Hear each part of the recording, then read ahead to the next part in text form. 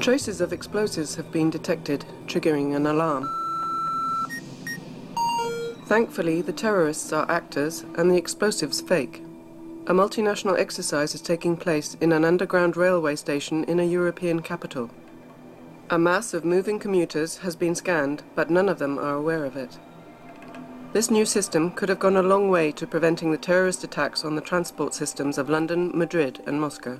At that time, the critical infrastructure for transport, and mass transport in particular, was protected much less effectively than air transport. So at NATO, specifically in the NATO-Russia Council, we decided to develop technologies to protect this type of infrastructure. Experts and scientists from NATO countries and Russia worked together on the project, dubbed Standex, launched back in 2010.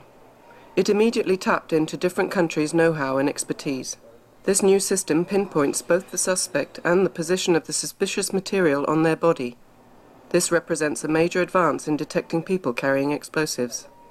The alert is activated by an innovative system which also provides analysis of all the data gathered by the different detectors. The reason for having multiple detectors in one system is because the second and the third one can solve the problem that the first ones have.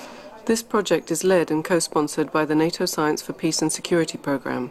The first phase has cost 4.8 million euros. It marks an important milestone in NATO-Russia cooperation. We have our differences on some political issues. That doesn't mean to say that in other areas, such as terrorism, we don't discover common interests and a need to cooperate. I think it was really interesting. It was a good example of international cooperation, as the terrorist threat is not just a local one for an individual country or region, it is a worldwide problem.